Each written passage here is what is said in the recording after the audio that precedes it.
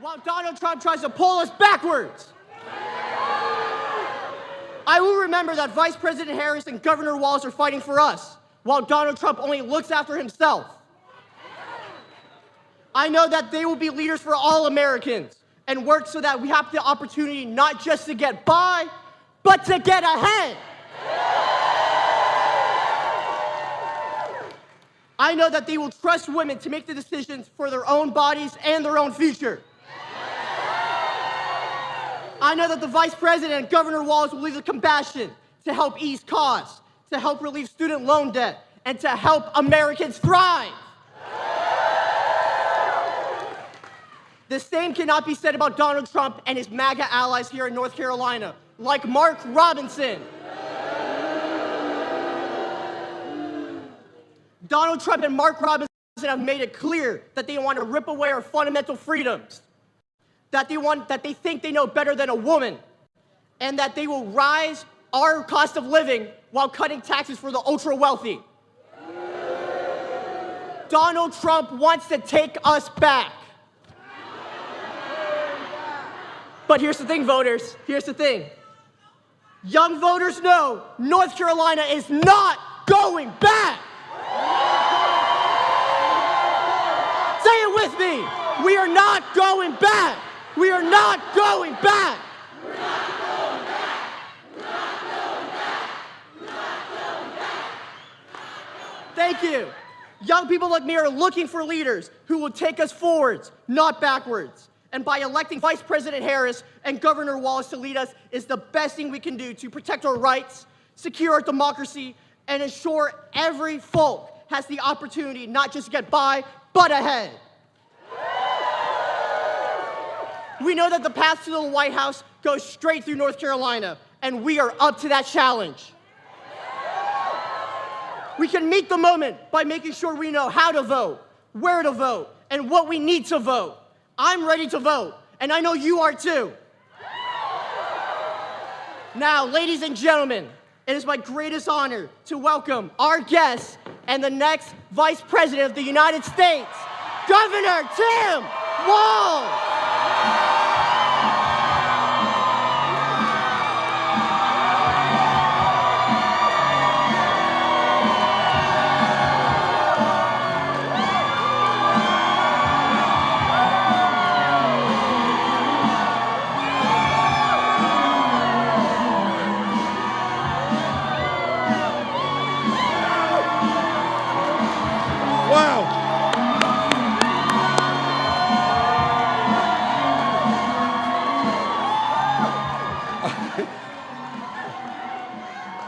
Okay, Asheville, you win. You win.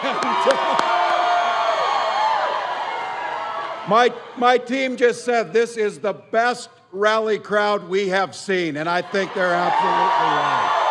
Wow. Can we give up one more hand for Stephen? Our future is bright. Two special days today. It's Constitution Day and National Voter Registration Day.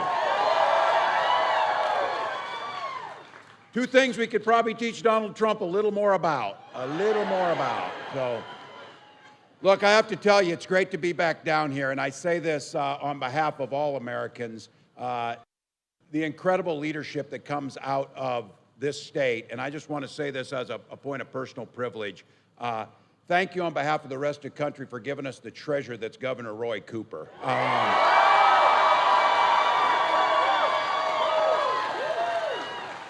When you meet governors, it's reflective of the people. And when you meet Roy Cooper, you can't find a kinder, more visionary, more thoughtful, just more compassionate person. It reflects on the great state of North Carolina.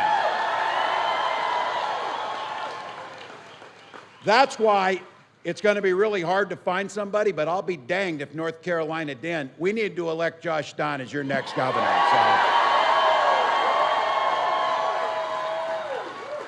To all the local leaders and the folks I've known down here, but I just want to say to all of you, on behalf of the Vice President and myself personally, as an American, to see you folks out here and to see what you've done. Look, you could be anywhere. You could certainly be out of the rain if you wanted to.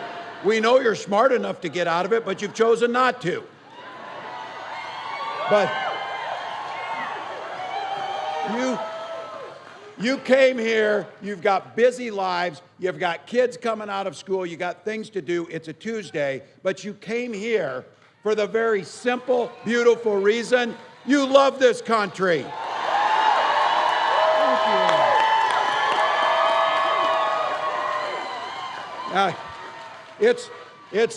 It's also pretty clear North Carolina is certainly not going to little rain stop us from making Kamala Harris the next president of the United States.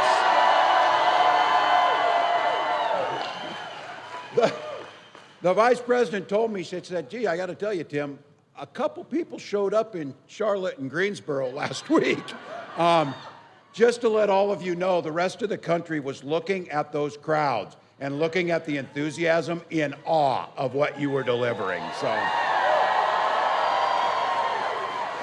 this has been happening all across the country, and Donald Trump, of course, responded like any normal, sane adult would and said, no one's there, it's AI. That's what he would say about all of you, but I always remind them, you know what won't be AI? Your ballots won't be AI. And I gotta say too, to the vice president and the crowds, that it is contagious, you can feel it, that we now believe what we all knew, that the precious democracy we have and that politics and campaigns can be focused on the hard work ahead of us, but they can be done with what Kamala Harris does every single day. Done with joy, done with happiness. Remember when they thought it was a dig because she laughs? Well, it's really great to have a president who laughs with people, not at people, and that's what we're gonna get, so. That's because Kamala Harris has spent her whole life fighting on the side of the American people. You know her story, took on the predators, took on the fraudsters, took on the transnational gangs, took on the big corporate interests, and never hesitated to work with anybody on either side of the aisle if it was right for the American people. I bet she never thought the predators and the fraudsters and the greedy corporate interests would be all wrapped up into one person on a debate stage, so, but she saw it. But I gotta tell you, I'm proud to be on this ticket. And the vice president says this a lot, only in America can you find someone from a middle-class family in Oakland, California, and someone from rural Nebraska who have the ability to become the next president and vice president of the United States.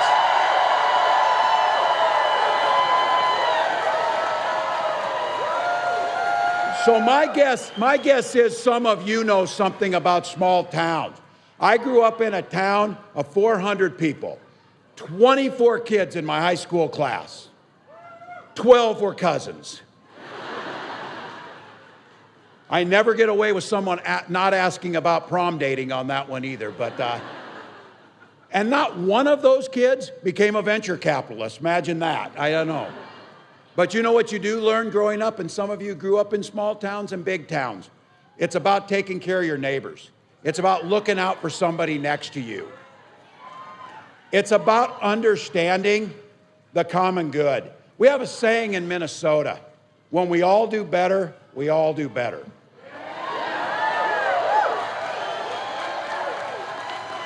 And I feel blessed. I grew up in a community and with parents who understood this. My dad was a Korean War veteran, so 2 days after my 17th birthday, he took me down, raised my hands, and I signed up for the Army National Guard. I'm proud of that. I wound up doing 24 years in this nation's uniform. And nothing I'll do compare to the honor of doing that work. But I'll also tell you, there's a lot of ways to serve this country, and I had the privilege of serving it as a public school teacher for a couple decades.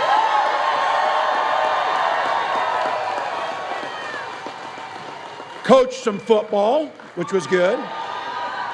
And my pro tip of the day is don't ever close the yearbook. We won the state championship, and I talk about it to this day. So there you go. I never thought and never thought about running for office. But I learned something from those kids. They were seeing in me what I was trying to teach them. Common good, lift folks up, think about someone else. And so my neighbors talked me into running for Congress in a district that they did not tell me had had one Democrat since 1892. Well, they gave me the privilege of serving them for 12 years in Congress.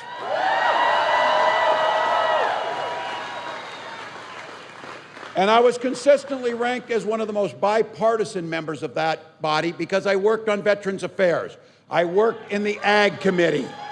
I worked on transportation. Things about making rural economies in our states work. And I learned something really important, that you can compromise without compromising your values.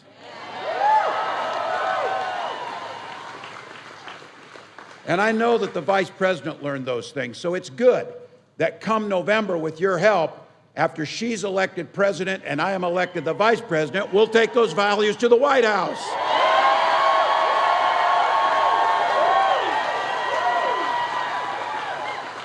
Now look, we don't expect everybody to see the world the same way, and it's pretty clear our opponents see the world very differently. We all saw what happened when Donald Trump was in power. The very first thing, don't let him forget this, because, they try and rewrite history every day. They try and, alternate facts, new this, whatever. But be very clear. First thing he did, signed an executive order and talked about this, was to repeal the Affordable Care Act, which protected those of us with pre-existing conditions, let our children stay on our health care till they were 26. And something, thank God, for you and Roy Cooper, expanding Medicare and Medicaid coverage across the state. But I will say this, on the second one, this is the one thing he kept his word on, and he actually followed through with it. He said to his rich buddies, well, you're rich as hell, and I'm gonna give you a tax cut. He did. He did give a tax cut to the wealthiest amongst us. All the while creating the largest debt of any president in history. And then, as our Republican friends are so apt to do, they tell you government doesn't work, then they get elected and prove it. We know that shell game. And the third thing he did, and he brags about this often, he forgets about this too. He rammed through 3 judges who made sure that women are no longer responsible for their own health care choices. And I don't know, he found enough energy to do this. He did all that before he tried to violently overthrow our election and deny a free and fair election. We need to be very clear about how we talk about that, because he lost the election, and there's no doubt about that. There's no need to have fair and balanced news coverage on that, because there is no fair and balance. He lost the election fair and square. And look, my high school students know this, and my players knew this. You play hard, the other team plays hard, and after the game, if you lose, you walk across and shake hands and congratulate the other team. That's the way it works. In politics, you take it another step forward. You walk across and congratulate the winner, and then you pledge to do all you can to help them succeed, because that's good for America. Now, I did teach for a while. I think I'm a pretty good teacher, and I would always give my students extra chances to learn. Sometimes you don't learn the lesson the first time. So Donald Trump did not learn the lesson the first time, but the good news is he's going to learn the lesson in November when he gets to do it.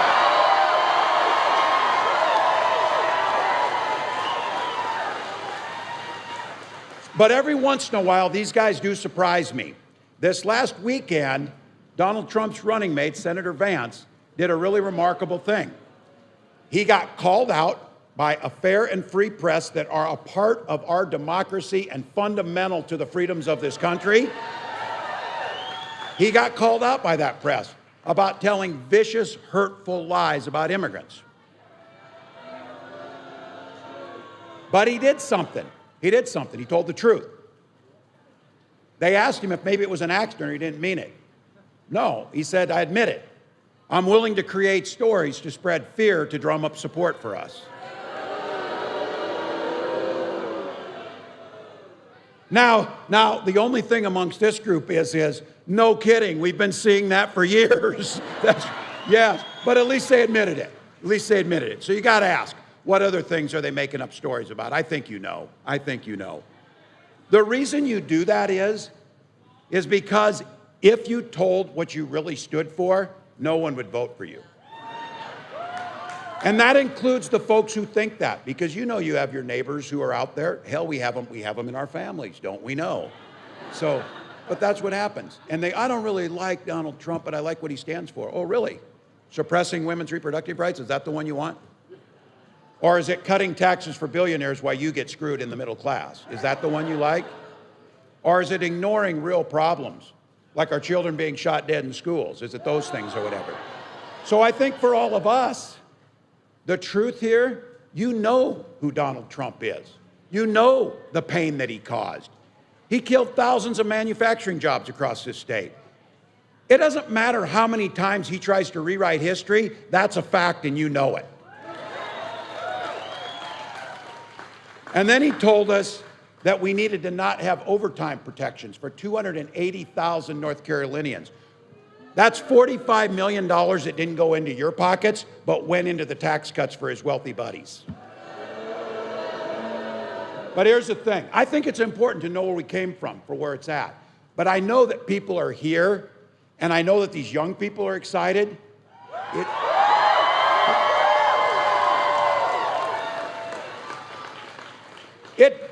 Look, these guys run on fear. And I know, I supervised the high school lunchroom for about 20 years. It made me an eternal optimist, have to be, but it also taught me fear is an incredible short-term motivator. It doesn't change behaviors. These guys focus on fear of the unknown. Blame the brown man, blame somebody else. That's what they do. It's important to know who they are, but what really inspires people is policies and a vision like Kamala Harris is bringing that's about the future. It's about the future. It's about what we can do together. It's about telling you can do. And she's got the record to prove it. Vice President Harris served in an administration that created 500,000 jobs here in North Carolina in partnership with rural people. Manufacturing jobs coming back home. And something I gotta tell you, I served in Congress and then as governor. Every damn week, Donald Trump talked about Infrastructure Week. Oh, we're gonna do Infrastructure Week. And then, of course, the dysfunction of the Congress did nothing. Joe Biden and Kamala Harris did something. They passed the largest infrastructure act in American history.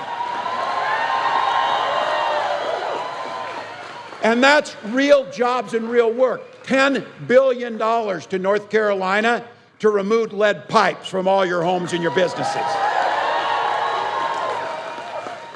The Alligator River Bridge, replace it. And then bringing what your governor was a leader in and your legislature pushing on, making sure that high-speed broadband is in every corner of the state. Every corner of the state. And it's about a vision, and it's about where that is. But I got to tell you, it's about them trying to tell Americans to not trust their own eyes, too. So we're not going to miss. We got the opportunity last week. Look, it's crazy to me. There are 330 million people in this country, and there are 2 people, one of whom is going to be president of the United States. And they were both on that stage last week, and one of them commanded the stage with presence, poise, vision, ridiculous.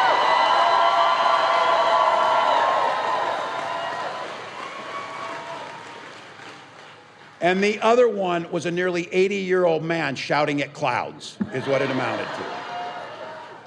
So America saw clearly there's only one person that is going to be, and with your help, will be the next president of the United States.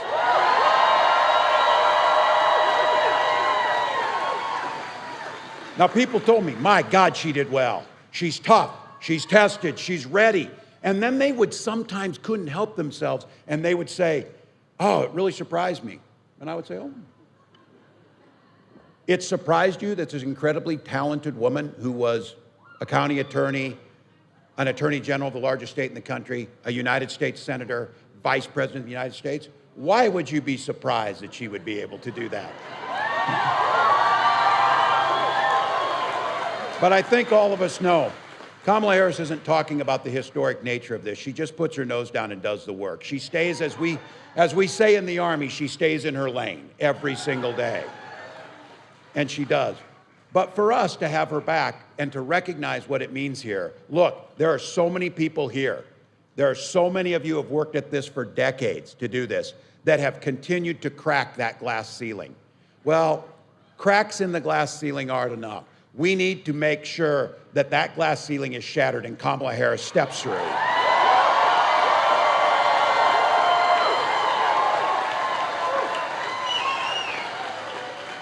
Donald Trump that night had the entire 90 minutes to tell us what he would do to make life a little better for average Americans like us.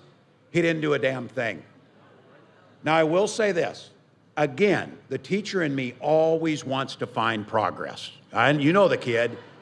You got here today, Gary. I'm so happy. You know that one. Donald got on that stage, and after 9 long years dealing with a health care plan, he presented us a concept of a plan. Seriously, none of my students ever gave that weak of an answer when you got there. So, the issues that are important to you, again, we understand, and politics can be fun, but it is very clear. Donald Trump has no plan for you. He has no plan to improve your life. Kamala Harris, a very different story. Growing up in that middle-class family, she's laid out a plan for an opportunity economy. And I think it's important to tell our neighbors this. Get the phones out, you're hitting record, send them a video. It's beautiful.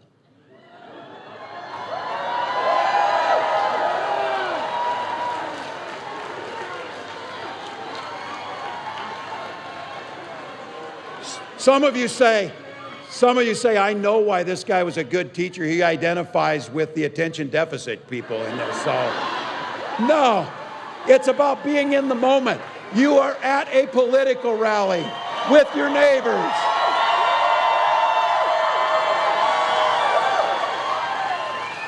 So tell your friends if they're wondering why they think they should vote for her now that they said, my God, she did better than I thought she was going to do. My goodness, she's super accomplished. Let's go down a list a little bit of what she's going to do. Let's run them off here. If you're hoping to buy a home someday, which all of us want to, she's going to help make it more affordable.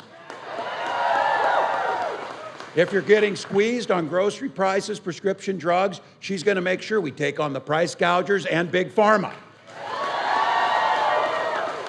And if you have an idea, you want to start your own small business, she's going to make sure that the tax credit on that, we cut through the red tape, give you help on the front end to let you achieve the dream that you want to. And this is one that's personal to me because we know who built the middle class. If you're a union member or want to be a union member, she'll sign the PRO Act and make it easier to form a union and collectively bargain.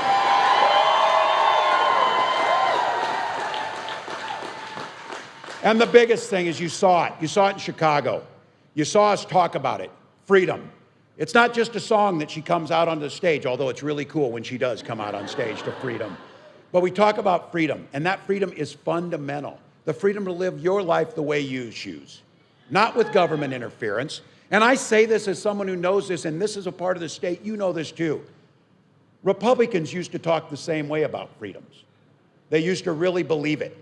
Not these guys. Now when they talk about it, government should be free. Invade your doctor's office. Make decisions for you. Invade your bedroom. Tell you who you should love. Invade your school library.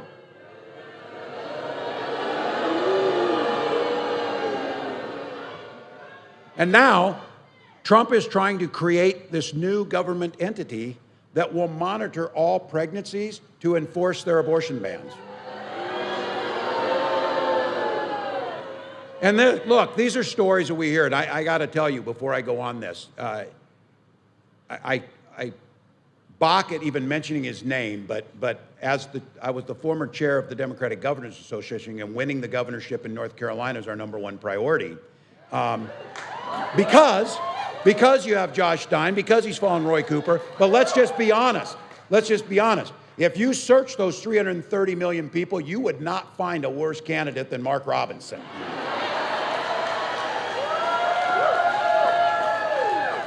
He says it's not your body anymore once you're pregnant.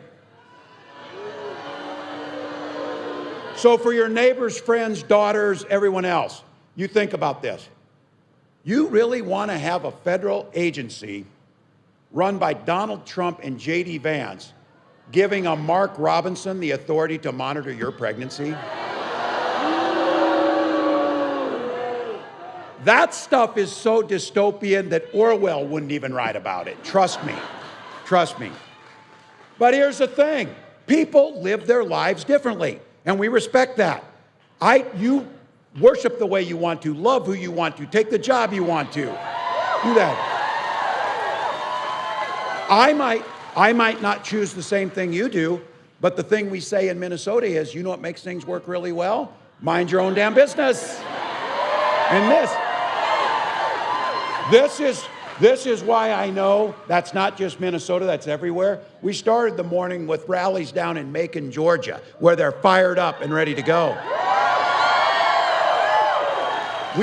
We stopped by the famous H&H Cafe down there, and some of you know it. Midnight Rider, that's my go-to for you on that. Buy that one. But on the wall, they had a sign that they had written up there, and it says, mind your own damn biscuits on here. They said, that's a nice way of saying what you said, Governor, is what we're going to say. So look, this stuff is personal for all of us. And that's why we can't this is not theoretical. You're not rooting for your team. You're not like, oh, I'm on the Red Hat team, and damn it, I'm going to stick with them no matter how bad they are. Ditch them. Ditch them if they start doing bad. Go on. Because it's personal. And I know none of us want to have to talk about this. There was a story that came out yesterday. Amber Thurman, a woman from Georgia, who had to come up here and try and get reproductive care because her pregnancy was going bad. She ended up, because of that and going back to Georgia, falling into sepsis and dying. A 28-year-old mother, because of Donald Trump's horrific policies. These things are personal.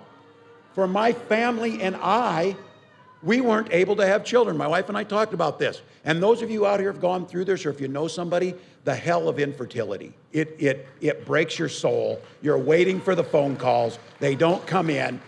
It strains your relationship, and all you want is to have that child. These guys talk all the time about families. Today they had a damn vote to correct IVF, and they killed it. They killed it. Because this is the most precious thing to us. So you better bet, when our daughter was finally born, we named her Hope for that reason. And I said this, she and her brother are a whole world to us. That's what this election's about. We don't want to have to go talk about this private stuff. Stay out of our business. But we have to, because what I know is, if these guys win and get their way, they made it clear today, they're not just going after abortion, they're going after fertility treatments. They're going after contraception. They're going to create this federal agency to track you. The idea that some family would go through that horror with not having access to have beautiful children like we have, don't ever come to me and tell me you're pro-family values, because that's a damn lie. That's a lie.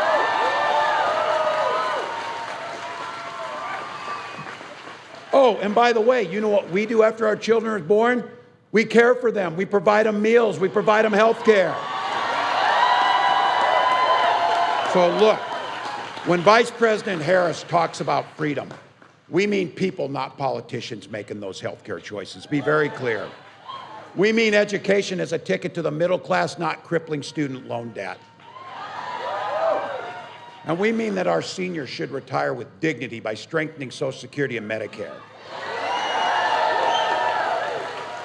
I always say this, these folks who don't want government, who don't want anything or whatever, these are always the people, you know, oh, I don't want my property taxes to go up to pay for the local swimming pool that all of our kids swim in. That's because they got one in their backyard. They don't care. And they don't care if Social Security goes insolvent or they raise the age, because they're not depending on it like my 89-year-old mom to pay the heating bill and buy groceries. So look, this issue of freedom to live the life you want to, freedom to make your own choices, freedom to make sure that government stays the hell out of your bedroom and your choices on that. All of those things, from healthcare on down the line, to make those own choices for yourself. That's what this is about. And I will not stand back and watch this. Coming from Georgia, which we saw last week, and we see it every week, hundreds of times in this country. When we talk about freedom, we mean freedom to send our little ones to school without being shot dead in their classroom. I come from that culture. I'm a veteran, I'm a hunter, I'm a gun owner. Oh, by the way, we learned at the debate, so is the vice president, by the way. I say that because we support the Second Amendment. But you don't get to hide behind that when our first responsibility is to the safety of our children.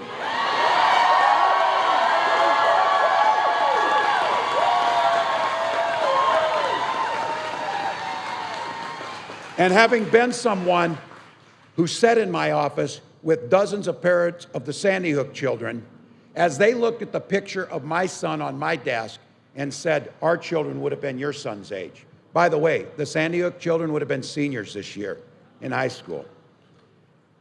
How morally bankrupt do you have to be when Donald Trump says things that when children die in mass shootings, we just need to get over it?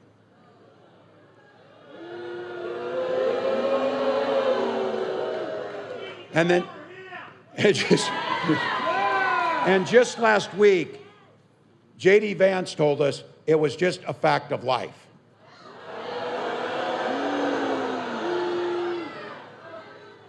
These are the people who are spending all their time trying to ban books from our schools, but they can't spend a minute banning assault weapons from our schools. And let's be clear. They don't trust the American people. They don't trust you to make your own health care decisions. They certainly don't trust when they want everybody to vote because they want to suppress the vote because they know how you vote. But they don't trust us to solve the toughest problems. Why is it every other nation in the world can figure this out and not get their children shot and we can't? Vice President Harris is right and she'll do something about it. It doesn't have to be this way. It doesn't have to be this way. You heard it here, and each of you know it. We can't afford 4 more years of this guy. We've seen Project 2025. I'll thank them for this. At least they wrote out what they're going to do this time for us. And they said, oh, we don't know anything about it. Oh, really? JD, you wrote the foreword to the architect of it, you know. Might have done that. But look, I know it's true. If somebody takes the time to create a playbook, the football coach in me knows they're going to run the plays. They're going to run the plays. So they told us what they're going to do. And this is the one that's really something. Mr. Vance also said this, and this is a direct quote. I'll get this right. We need to be really ruthless when it comes to the exercise of power. We need to be really ruthless with the exercise of power. Look, there's no excuse for us not to say they didn't tell us. They told us. But Kamala Harris isn't running to be in power. She's running to govern in the name of the American people.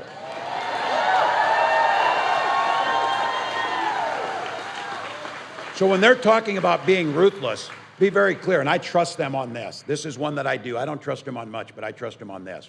Donald Trump has proposed cutting taxes for billionaires because he told them, you're rich as hell, I'm gonna give you a tax cut. He will do it, adding $5 trillion more to our debt. At the same time, he's proposing, now get this, he's proposing these massive tariffs that only Donald Trump knows about, apparently. Every economist in the world says that will end up being the equivalent of a national sales tax, costing every single family $4,000 a year. Now, they also badmouth, and for those of you in here, those who are public employees, thank you. Thank you for the work that you do. Those are our police, our firefighters, our teachers, you know the ones. They care for our seniors, they care for our children, they're epidemiologists, they care for our natural resources. Donald Trump's plan is, he doesn't like those folks because they're not political. They're above it.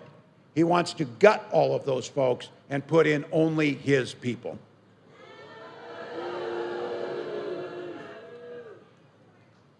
Bad-mouthing the folks, I was out in Nevada last week where Forest Service folks are fighting forest fires. Those are folks that put their lives on the line for us, something bigger than them. And the reason that this is such an alien concept for Donald Trump is he doesn't understand service to anyone but himself, to no one but himself.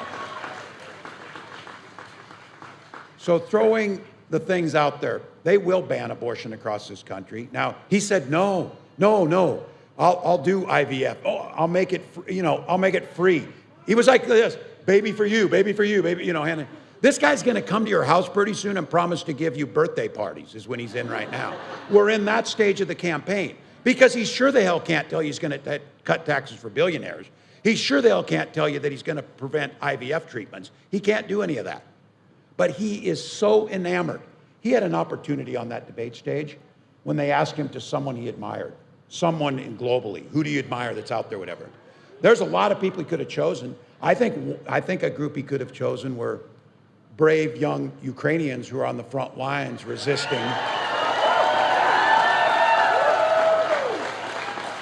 But everyone here knows why he wasn't going to do that. Because he couldn't answer the question if he wanted Ukraine to win that war. You got your answer when he couldn't say that. Because this guy admires Putin. He admires Kim Jong-un. He admires Xi Jinping. And you know when he was asked who he could pick out?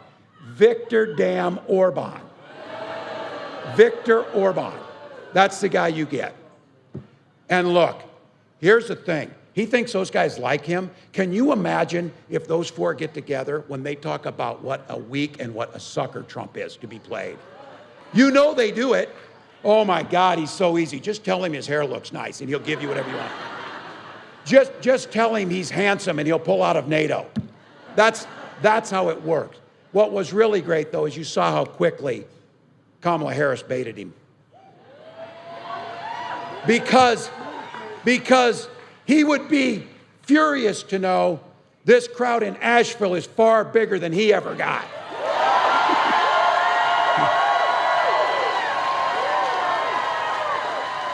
So look, we know what's at stake.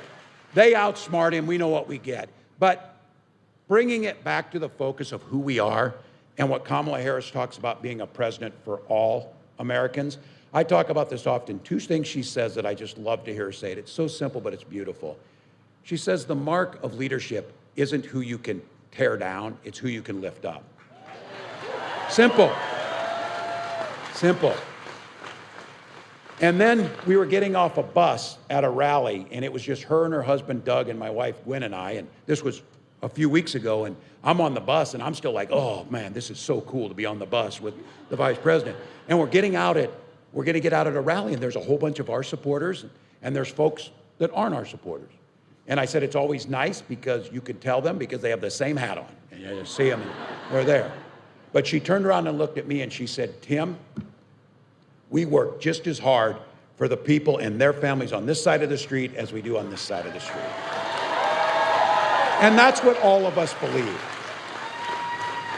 Because that's who America is. And I saw it this summer. I had the privilege of a lifetime to be in France on the 80th commemoration of the D-Day landing. And I was riding on a bus with several of our Medal of Honor awardees who had earned the Medal of Honor for bravery. And we were going down these dusty little trails to get to the beaches of Normandy, and the houses were decorated with little French flags, with little British flags, with little Canadian flags, with little American flags.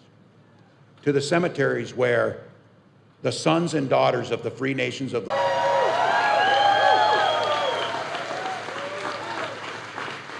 And while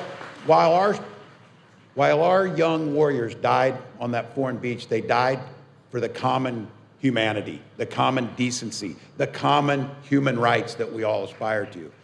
Donald Trump, when Vladimir Putin invades a democratic country, he says, I don't care, do whatever the hell you want. Donald Trump tells Putin that. So when you hear Vice President Harris say, our allies are terrified of him coming back into power again. But the good news is, that's not going to happen.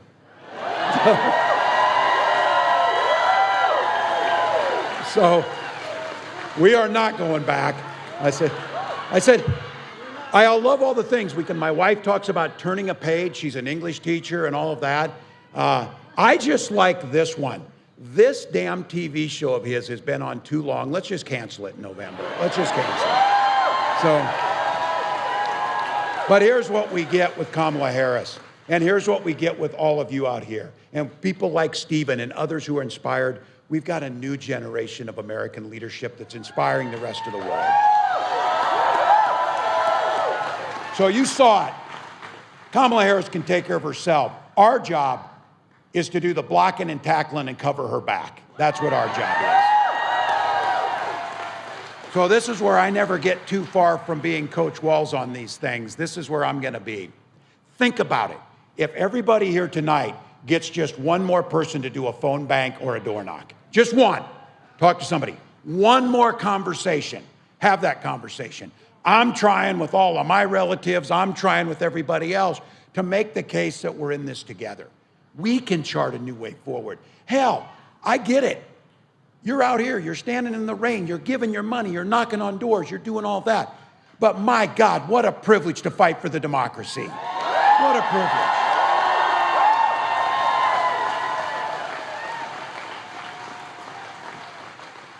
49 days to go. We're finally going to have early voting starting here in North Carolina on the 17th. And we get the opportunity to make a difference, not just for 4 years, but for 40 years. Not just here, but across the world. That's what we get to do.